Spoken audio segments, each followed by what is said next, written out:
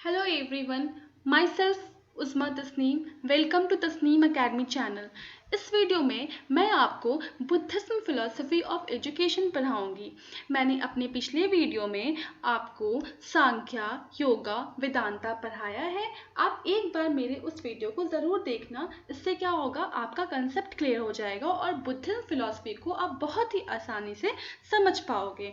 अब हम देखते हैं बुद्धिज्म फिलॉसफी ऑफ एजुकेशन होता क्या है। तो इसके इंट्रोडक्शन की बात करते हैं हम लोग। तो ये क्या है, it is nastika heterodox type of school. ये नास्तिका हेटेरोडॉक्स है। ये क्या है, ये वेदास पे यकीन नहीं करते हैं, और जो वेदास पे यकीन नहीं करते हैं उन्हें हेटेरोडॉक्स कहा जाता है। Siddhartha Gautama found this philosophy. इस फिलॉसफी को सिद्धार्थ गौतमा ने फाउंड किया था। सिद्धार्थ गौतमा का जन्म जो है वो 563 बीसी में लुम्बिनी में हुआ था। नेपाल जो कहाँ है, जो नेपाल में है। सिद्धार्थ गौतमा की माँ का डेथ हो गया था जब वो बहुत ही छोटे थे। तो उनको उनकी स्टेप मदर ने उनका पालन पोषण किया था, जिनका नाम था गौतमी, और गौतमी के नाम पर ही इनका नाम रखा गया Siddharth Gautama.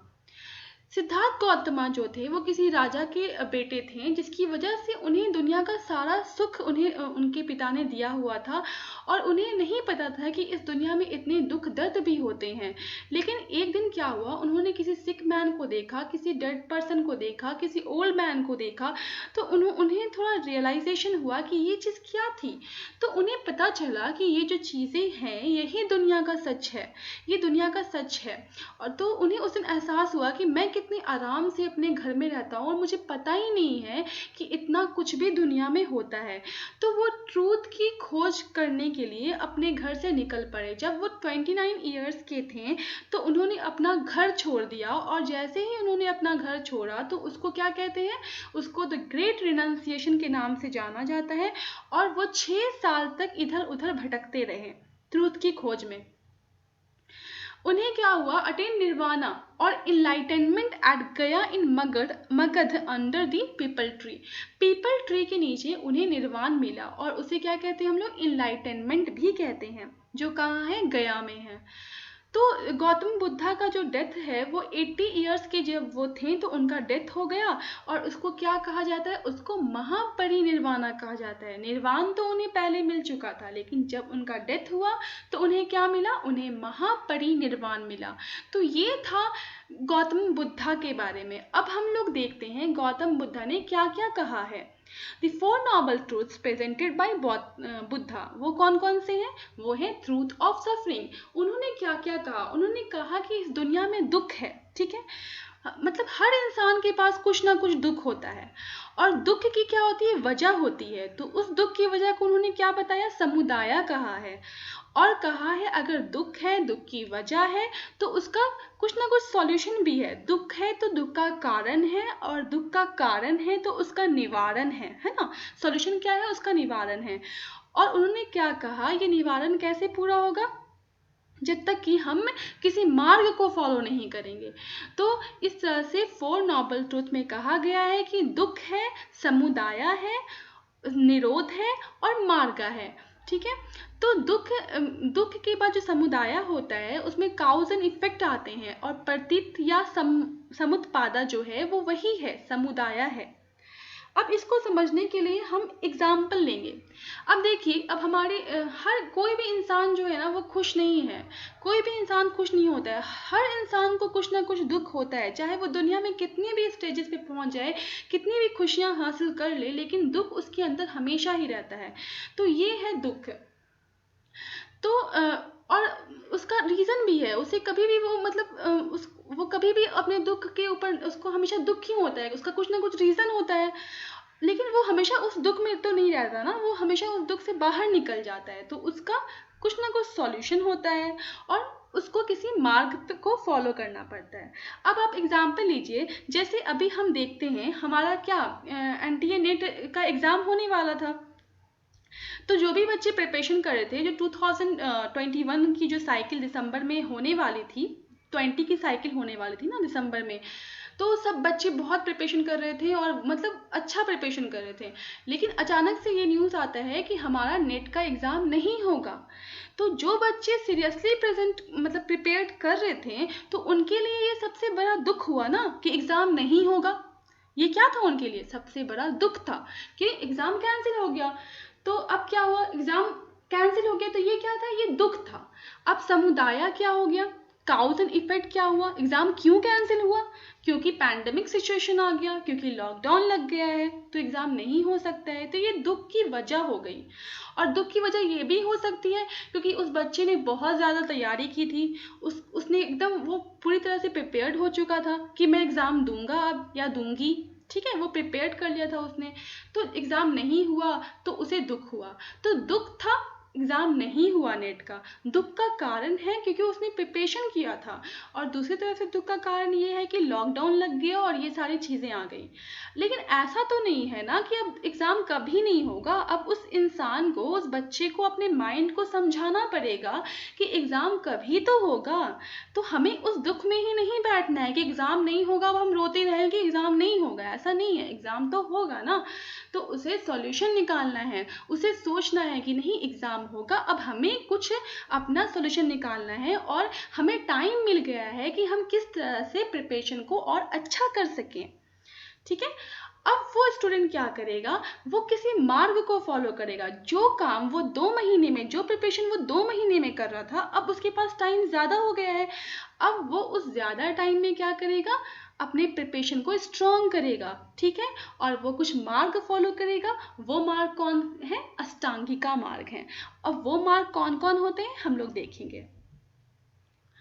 Noble 8-fold path of Buddhism वो है right view, right intention, right speech, right action, right livelihood, right effort, right mindfulness and right concentration. अब मैंने एग्जाम्पल लिया है उसी का, एनटीए नेट जेआरएफ का ही आप एग्जाम्पल लेकर के इस पूरे सिस्टम को आप समझने की कोशिश कीजिए। ये 8-fold पाथ को मैंने समझाने की कोशिश की है इस एग्जाम्पल को लेकर के। ओके, देखिए, सबसे पहले क्या होता है कि हम एग्जाम क्लियर करना चाहते हैं। कौन सा एग्जाम क्लियर करना चाहते हैं? जेआरएफ एग्जाम क्लियर करना चाहते हैं, हम जेआरएफ निकालना चाहते हैं। तो सबसे पहले मेरा वाई, हम क्यों निकालना चाहते हैं, है ना, वो स्ट्रांग होना चाहिए। जब तक कि आपका वाई स्ट्रांग नहीं होगा ना, आप उस एग्जाम तक नहीं पहुंच सकते हैं। तो वाई स्ट्रांग होना चाहिए। अब वाई में आता है क्या? विजडम, समझदारी। आपकी समझदारी अच्छी होनी चाहिए। तो उसमें 2 चीजें आती हैं, एक राइट व्यू है और दूसरा राइट इंटेंशन है।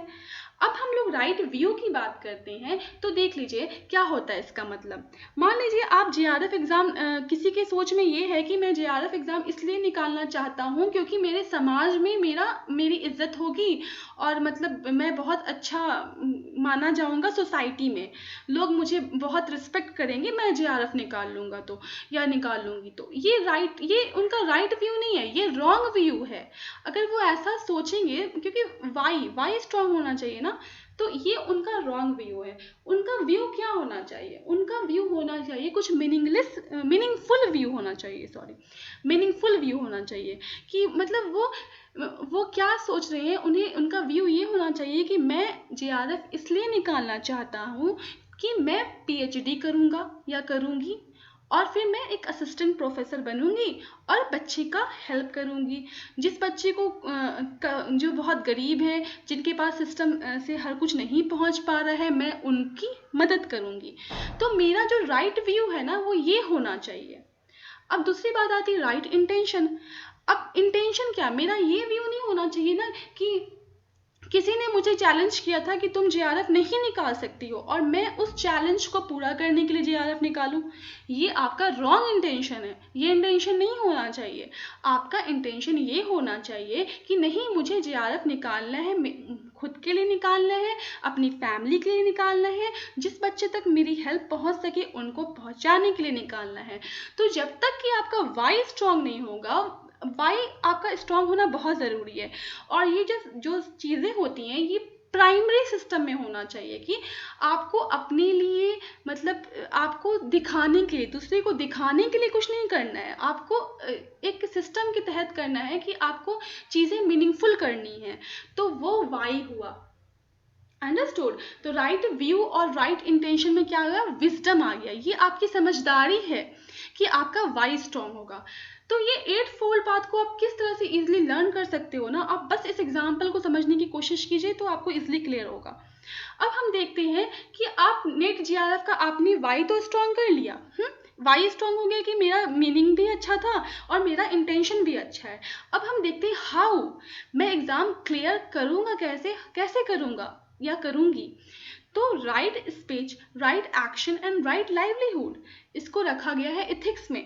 तो इथिक्स का मतलब क्या होता है, जब तक कि मेरा मोरल अच्छा नहीं होगा, जब तक कि मेरे अंदर का कंडक्ट है, गुड कंडक्ट सही नहीं होगा, जब तक कि मैं इस एग्जाम को क्लियर नहीं कर सकती हूँ। वो क्या है, राइट स्पीच। मतलब हमें ऐसा नहीं करना चाहिए कि जैसे ही मैं इस एग्ज़ाम में एग्ज़ाम के प्रिपरेशन को शुरू किया मैंने और मेरे अंदर बहुत ज़्यादा ईगो आ गया कि मैंने अभी प्रिपरेशन शुरू ही किया था और मेरे अंदर ईगो आ गया कि मैंने एग्ज़ाम तो क्लियर कर लिया और फिर मैं क्या करूँगी। कुछ ऐसे बच्चे होते हैं जो थोड़ा देर से समझते हैं, तो मैं उन्हें नीचा दिखाना शुरू कर दूँगी या कर दूँगा कि नहीं, उन्हें गलत वाणी का यूज़ करूँगा, उन्हें गलत स्पीच बोलूँगा या बोलूँगी। तो क्या होगा, ये राइट स्पीच नहीं है, ये रॉन्ग स्पीच है। तो आपको अपनी स्पीच सही करनी है, आपको उतना ही बोलना है जितना कि आपको बोलना चाहिए, ठीक है ना। आपको अपने अंदर अहंकार वाली बोली नहीं लानी है। आप इस एग्ज़ाम को प्रिपरेशन करने के लिए निकले हो, की तैयारी करने के लिए कर रहे हो, इसको क्लियर करना चाहते हो, तो आपकी स्पीच भी सही होनी चाहिए, आपके अंदर अहंकार वाली बोली नहीं आनी चाहिए। तो ये राइट स्पीच है। अब हम देखते हैं राइट एक्शन। अब क्या होता है कि अगर आप एग्ज़ाम क्लियर करना चाहते हो, बहुत सारे बच्चे पढ़ाई करते हैं, ऐसा नहीं है कि बच्चे पढ़ाई नहीं करते हैं, लेकिन राइट एक्शन से नहीं करते हैं।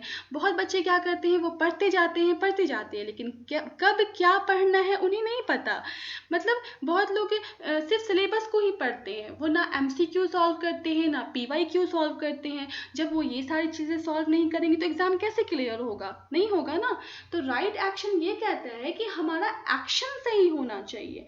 जब तक कि हमारा एक्शन सही नहीं होगा, हमारे एग्जाम को क्लियर करने में क्या होगा, बहुत ही परेशानी आएगी। तो ये हो गया right action. Okay, now right livelihood. जब हम राइट लाइवलीहुड की बात करते हैं तो हमें किसी को, ऐसा नहीं है, लाइवलीहुड ये कहता है कि हमें अपना एग्ज़ाम क्लियर करने के लिए दूसरे का नुकसान नहीं करना है, हमें दूसरे का बुरा नहीं सोचना है।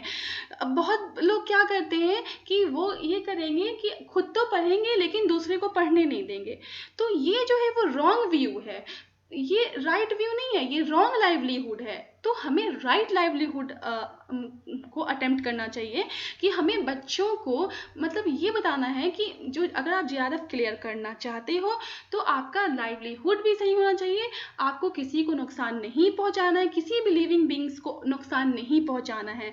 और ऐसा नहीं है कि आप एग्ज़ाम क्लियर करने के लिए बहुत लोग अलग अलग चीज़ों का भी इस्तेमाल करते हैं, है ना। तो वो सब चीज़ यूज़ नहीं करनी है, राइट लाइवलीहुड को फॉलो करना है अगर आप JRF एग्ज़ाम तक पहुंचना चाहते हैं तो। Understood. Now we talk about कि व्हाट। अब तो मैंने क्या किया, वाई आपका स्ट्रांग हो गया, आपका हाउ स्ट्रांग हो गया। अब व्हाट, कैसे करना है, आपको एग्जाम तक पहुंचना कैसे है, तो राइट एफर्ट करना है। अब क्या होता है कि बहुत लोग क्या होते हैं, वो दिन भर पढ़ते रहते हैं। ऐसा नहीं है, दिन भर पढ़ने से कुछ नहीं होगा, आपको इफेक्टिव पढ़ना है, आपको थोड़ा ही पढ़ना है लेकिन आपको ध्यान लगा के पढ़ना है, आपको अपने कंसेप्ट को क्लियर करके पढ़ना है। तो ये क्या हो गया, ये राइट एफर्ट हो गया। अंडरस्टूड। तो राइट एफर्ट का होना बहुत ज़रूरी है। अगर आप राइट एफर्ट नहीं लगाएंगे तो एग्ज़ाम तक पहुंचने में बहुत टाइम लग जाता है, इसीलिए बहुत लोगों का क्या होता है, एग्ज़ाम क्लियर नहीं हो पाता।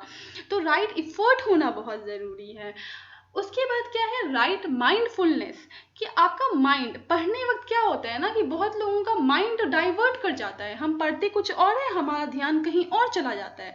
तो वो गलत हो गया, वो राइट नहीं है, वो रॉन्ग माइंडफुलनेस हो गया। हमें पढ़ने वक्त कंसंट्रेशन के साथ पढ़ना चाहिए। तो वही राइट कंसंट्रेशन भी कहता है कि जब तक कि आपका कंसंट्रेशन सही नहीं होगा आप उस एग्ज़ाम तक पहुंच नहीं पाते हो। तो ये एक जर्नी हो गई आपके NTA NET JRF के एग्ज़ाम को क्लियर करने के लिए। ये 8 फोल्ड पाथ को आप फॉलो करोगे तो आपका एग्जाम इजिली क्लियर हो जाएगा। आपका वाई स्ट्रांग होना चाहिए, आपका हाउ, व्हाट, ये 3 चीज़ अगर आपने अपनी स्ट्रांग बना ली तो आपका एग्जाम क्लियर हो जाएगा। और यहाँ से हम लोग 8 फोल्ड पाथ को इजिली समझ चुके हैं। Okay, understood. अब हम देखते हैं मेटाफिजिक्स ऑफ बुद्धिज्म फिलॉसफी। इसमें हम लोग देखते हैं God is not the creator of the world. ये गॉड जो है, ये लोग जो है ना बुद्धिज्म फिलॉसफी, ये गॉड को नहीं मानते हैं। ये ना ही गॉड को मानते हैं ना ही सोल को मानते हैं। ठीक है, Buddhism explains human without a permanent and substantial self. ये मतलब सेल्फ को भी नहीं मानते हैं, गॉड को भी नहीं मानते हैं। और ये कहते हैं कि ये life is full of suffering, मतलब जो लाइफ है पूरी तरह से दुख दर्द से भरी हुई है और हमें इस दुख दर्द से अपने आप को छुटकारा पाना है, मोक्ष देना है। और बुद्धिज्म में उसी मोक्ष को क्या कहा जाता है? निर्वाणा कहा जाता है और लिबरेशन कहा जाता है। अब हम बात करते हैं epistemology of Buddhism philosophy. Buddhist philosophy ने 3 रत्न 3 ज्वेल्स दिया है। जो मैंने अभी बताया आपको कि जो 8 फोल्ड पाथ थे उन्हें डिवाइड किया गया था ना विजडम में। आपकी समझदारी अच्छी होनी चाहिए थी एनटीए नेट एग्जाम को क्लियर करने के लिए, आपका एथिक्स, आपका कंडक्ट अच्छा होना चाहिए था, आपका कंसंट्रेशन होना चाहिए था। तो उसी का दूसरा नाम है प्रज्ञाशील और समाधि। तो ये आपकी एपिस्टेमोलॉजी हो गई कि आपको नॉलेज हासिल कैसे करना है, आपको एग्जाम क्लियर कैसे करना है। तो आपको उस 8 फोल्ड पाथ को फॉलो करना है और उस 8 फोल्ड पाथ को डिवाइड किया गया है 3 रत्नास में, जिसको 3 ज्वेल्स के नाम से भी जाना जाता है। अब हम बात करते हैं 3 पिटकास ऑफ बुद्धिज्म। सबसे पहले होता है विनय पिटका। विनय पिटका में क्या लिखा गया है? इसमें रूल्स ऑफ कंडक्ट की बात की गई है। सुत्ता पिटका में बुद्धास सरमन्स की, मतलब बुद्धास की जो प्रेचिंग्स होती थी ना, उसको कहा गया है सुत्ता पिटका में। उसके बाद आता है अभिधम पिटका। इसमें फिलोसफिकल एक्सप्लेनेशन ऑफ बुद्धा के फिलोसफिकल एक्सप्लेनेशन को एक्सप्लेन किया गया है। अब हम देखते हैं एम्स ऑफ एजुकेशन को। सबसे पहले एम्स ऑफ एजुकेशन में फिजिकल डेवलपमेंट होता है कि हमें बच्चों का फिजिकल डेवलपमेंट करवाना चाहिए, बुद्धिज्म फिलॉसफी यही कहते हैं। फिर मेंटल डेवलपमेंट होना चाहिए बच्चों का, इंटेलेक्चुअल डेवलपमेंट होना चाहिए, स्पिरिचुअल डेवलपमेंट होना चाहिए, डेवलपमेंट ऑफ गुड कंडक्ट, बच्चों के अंदर हमें ये डेवलप करना है कि क्या सही है क्या गलत है। Progress and development of society, मतलब बच्चों का डेवलपमेंट हमें सोसाइटी में भी करवाना है, ठीक है ना, उनका डेवलपमेंट सोसाइटी में रहते हुए करवाना है। उसके बाद आता है वोकेशनल डेवलपमेंट, कि बच्चे को हमें सिर्फ पढ़ाना नहीं है, उन्हें कुछ सिखाना है। जैसे आर्ट क्राफ्ट भी नॉलेज दी जाती थी बुद्धिज्म के फिलॉसफी के वक्त, कि उनके अंदर फिर क्या होता था, उसकी वजह से वो अपनी रोज़मर्रा की ज़िंदगी को बहुत अच्छे से गुजार सकते थे, अपने लाइफ का पालन पोषण कर सकते थे। तो ये था क्या? ये वोकेशनल एजुकेशन था। Now we talk about educational implication of Buddhism. Everyone is having equal rights on education. इसका मतलब ये हुआ कि पहले क्या होता था कि जो ब्राह्मण थे सिर्फ उन्हीं को तालीम हासिल करने के लिए कहा गया था। कहा जाता था कि जो ब्राह्मण जो होते थे वही तालीम हासिल कर सकते थे, और जो नीचे कास्ट के लोग होते थे वो तालीम हासिल नहीं कर सकते थे। वुमेन को तालीम हासिल करने के लिए भी नहीं अलाउ किया गया था। लेकिन बुद्धिज्म ने इन सारी चीज़ों को इग्नोर किया और उन्होंने कहा everyone is having equal rights on education. Understood?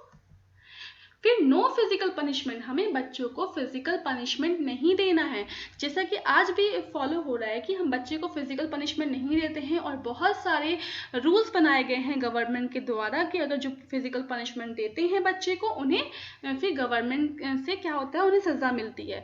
तो जो बुद्धिज्म फिलॉसफी थी वो भी इस बात पे यकीन करते थे कि फिजिकल पनिशमेंट बच्चे को नहीं देना है। एम्फेसिस ऑन वोकेशनल एजुकेशन, उन्होंने वोकेशनल एजुकेशन को भी क्या किया, बढ़ावा दिया है कि बच्चे अपनी रोज़मर्रा की ज़िंदगी को अच्छे से काट सके, इसीलिए उनके पास कुछ ना कुछ ऑक्यूपेशन उनके अंदर होना चाहिए। मास एजुकेशन की बात की है, मतलब सबको पढ़ाना है, ऐसा नहीं है कि एक को पढ़ाओ दूसरे को छोड़ दो, मतलब सबको एजुकेशन की बात की है इन्होंने। फिर method of teaching, monetary system, तो बुद्धिज्म फिलॉसफी जो थी वो मॉनिटरल सिस्टम को फॉलो करते थे। मॉनिटरल सिस्टम का मतलब क्या होता है? इसका मतलब ये होता है कि जो स्टूडेंट आपसे ज़्यादा जानते हैं, मतलब जो स्टूडेंट ज़्यादा जानते हैं वो अपने से कम जानने वाले स्टूडेंट को क्या करते हैं, उन्हें पढ़ाया करते थे। ठीक है, जो ज़्यादा टैलेंटेड होते थे वो कम टैलेंटेड को पढ़ाते थे। तो ये जो सिस्टम था इसी को मॉनिटोरियल सिस्टम कहा जाता है। फिर एजुकेशन इन मदर टंग, हमें बच्चों को मदर टंग में पढ़ाना चाहिए, जिस चीज़ में बच्चे को समझ में आए। अगर वो हिंदी में समझते तो उन्हें हिंदी में समझाइए, अगर वो उर्दू में समझते हैं तो उर्दू में, तमिल में समझते हैं तो तमिल में, तेलुगु में तो तेलुगु में। Mostly verbal with discussion and debates, बच्चे को क्या करना है, डिस्कशन और डिबेट से पढ़ाना है, क्योंकि जितना ज़्यादा वो डिस्कशन करेंगे उनके अंदर की थिंकिंग पावर डेवलप होगी, प्रॉब्लम सॉल्विंग स्किल्स डेवलप होगा उनके अंदर, कोलैबोरेटिव पावर डेवलप होगा। इसीलिए हमें बच्चे को कैसे पढ़ाना चाहिए, mostly verbal with discussion and debates के साथ हमें बच्चे को पढ़ाना चाहिए। अब हम बात करते हैं करिकुलम की। मोरल एजुकेशन होना चाहिए बच्चे को, meditation, social sciences, ethics, co curricular activities. Now role of teacher, teacher कैसे होने चाहिए यहाँ पे, they are the categories of teachers. Teacher को क्या कहा गया है, आचार्य कहा जाता था, उपाध्याय कहा जाता था। ठीक है, teacher is responsible for all round development of the student. Teachers love the student and help them in every affairs. Now my topic is completed. Thank you.